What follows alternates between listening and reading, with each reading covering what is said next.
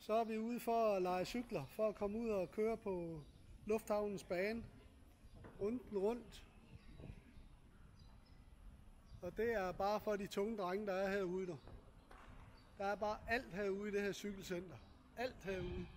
Der er lækre cykler.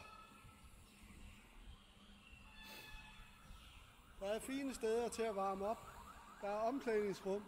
Der er forretninger. Hold da kæft et sted, mand.